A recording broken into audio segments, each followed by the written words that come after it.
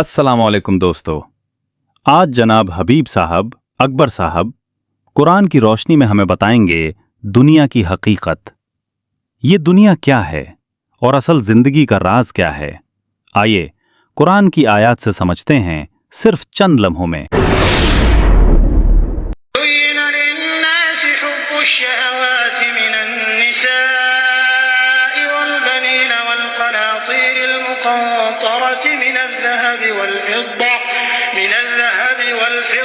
والخيل المسومة والأنعام والحرث ذلك متاع الحياة الدنيا والله عنده حسن المآب۔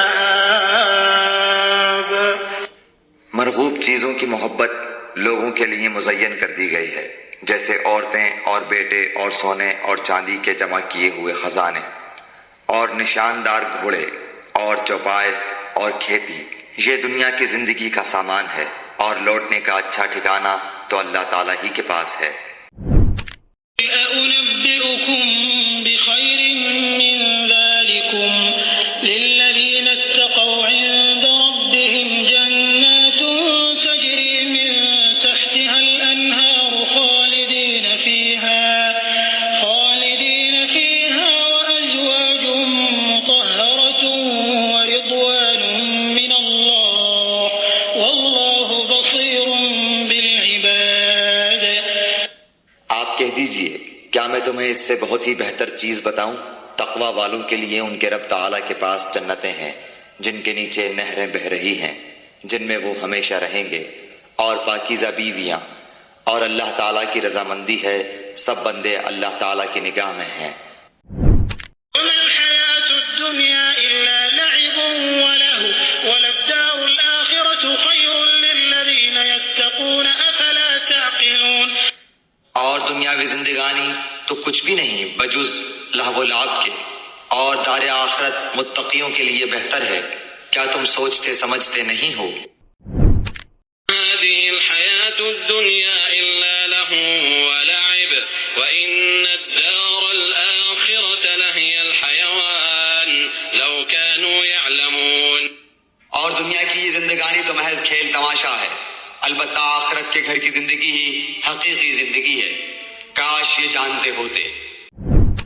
إنما الحياة الدنيا لعب ولهو وإن تؤمنوا وتتقوا يؤتكم أجوركم ولا يسألكم أموالكم۔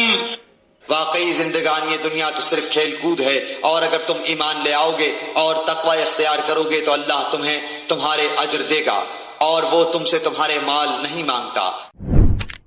اعلموا انما الحياة الدنيا لعب ولهو وزينة وتفاخر بينكم وتكاثر في الأموال والأولاد كمثل غيث أعجب الكفار نباته ثم يهيج فتراه مصفرا ثم يكون حطاما وفي الآخرة عذاب شديد ومغفرة من الله ورضوان وما الحياة الدنيا إلا متاع الغرور۔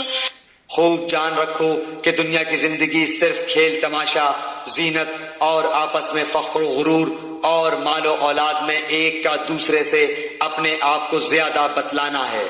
جیسے بارش اور اس کی پیداوار کسانوں کو اچھی معلوم ہوتی ہے، پھر جب وہ خشک ہو جاتی ہے تو زرد رنگ میں اس کو تم دیکھتے ہو، پھر وہ بالکل چورا چورا ہو جاتی ہے، اور آخرت میں سخت عذاب اور اللہ کی مغفرت اور رضامندی ہے، اور دنیا کی زندگی بجز دھوکے کے سامان کے اور کچھ بھی تو نہیں۔ سابقوا إلى مغفرة من ربكم وجنة عرضها كعرض السماء والأرض سابقوا إلى مغفرة من ربكم وجنة عرضها كعرض السماء والأرض أعدت للذين آمنوا بالله ورسله ذلك فضل الله يؤتيه من يشاء والله ذو الفضل العظيم۔ آؤ دوڑو اپنے رب کی مغفرت کی طرف اور اس جنت کی طرف جس کی وسعت آسمان و زمین کی وسعت کے برابر ہے۔ یہ ان کے لیے بنائی گئی ہے جو اللہ پر اور اس کے رسولوں پر ایمان رکھتے ہیں. یہ اللہ کا فضل ہے جسے چاہے دے، اور اللہ بڑے فضل والا ہے. إنما مثل الحياة الدنيا كماء أنزلناه من السماء فاختلط به نبات الأرض مما يأكل الناس والأنعام حتى إذا أخذت الأرض زخرفها وزينت وظن أهلها أنهم قادرون عليها أتاها أمرنا ليلا أو نهارا فجعلناها حصيدا كأن لم تغن بالأمس كذلك نفصل الآيات لقوم يتفكرون. بس دنیاوی زندگی کی حالت تو ایسی ہے جیسے ہم نے آسمان سے پانی برسایا، پھر اس سے زمین کی نباتات جن کو آدمی اور چوپائے کھاتے ہیں خوب گنجان ہو کر نکلی، یہاں تک کہ جب وہ زمین اپنی رونق کا پورا حصہ لے چکی اور اس کی خوب زیبائش ہو گئی اور اس کے مالکوں نے سمجھ لیا کہ اب ہم اس پر بالکل قابض ہو چکے، تو دن میں یا رات میں اس پر ہماری طرف سے کوئی حکم عذاب آ پڑا، سو ہم نے اس کو ایسا صاف کر دیا کہ گویا کل وہ موجود ہی نہ تھی. ہم اسی طرح آیات کو صاف صاف بیان کرتے ہیں ایسے لوگوں کے لیے جو سوچتے ہیں.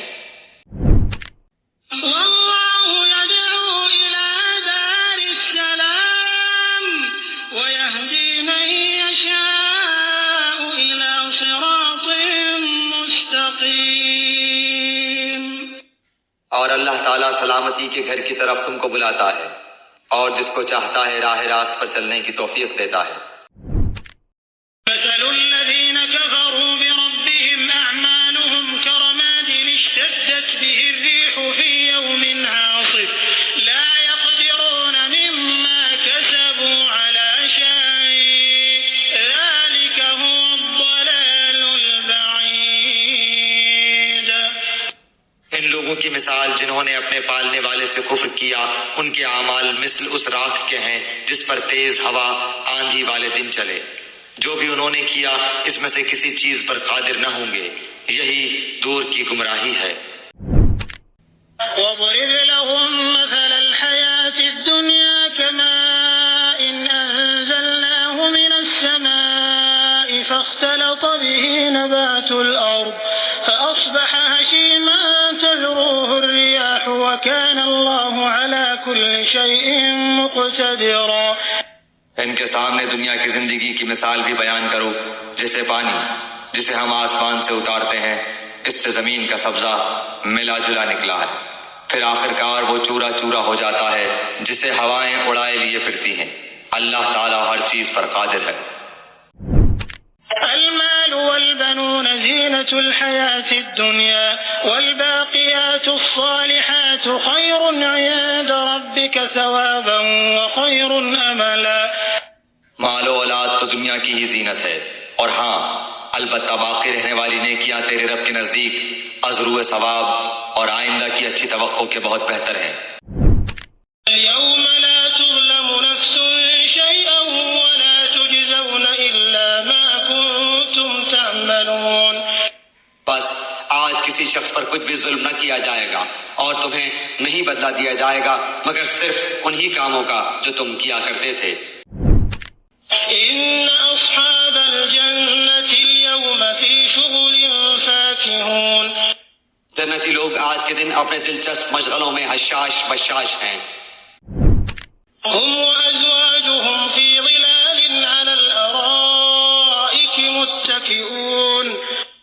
وہ اور ان کی بیویاں سایوں میں مسہریوں پر تکیہ لگائے بیٹھے ہوں گے. لهم فيها فاكهة ولهم ما يدعون. ان کے لیے جنت میں ہر قسم کے میوے ہوں گے اور بھی جو کچھ وہ طلب کریں. سلام قولا من رب رحيم. مہربان پروردگار کی طرف سے انہیں سلام کہا جائے گا. وامتازوا اليوم أيها المجرمون. اے گناہگارو آج تم الگ ہو جاؤ. ألم أعهد إليكم يا بني آدم ألا تعبدوا الشيطان إنه لكم عدو مبين. اے اولاد اولاد آدم، کیا میں نے تم سے قول و قرار نہیں لیا تھا کہ تم شیطان کی عبادت نہ کرنا، وہ تو تمہارا کھلا دشمن ہے۔ وأن اعبدوني هذا صراط مستقيم۔ اور میری ہی عبادت کرنا سیدھی راہ یہی ہے۔ وَلَقَدْ أَضَلَّ مِنكُمْ جِبِلًّا كَثِيرًا أَفَلَمْ تَكُونُوا تَعْقِلُونَ۔ شیطان نے تو تم میں سے بہت ساری مخلوق کو بہکا دیا، کیا تم عقل نہیں رکھتے؟ هذه جهنم التي كنتم توعدون۔ یہی وہ دوزخ ہے جس کا تمہیں وعدہ دیا جاتا تھا۔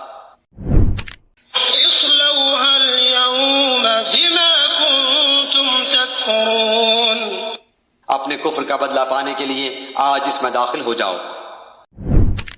تلك الدار الآخرة نجعلها للذين لا يريدون علوا في الأرض ولا فسادا والعاقبة للمتقين۔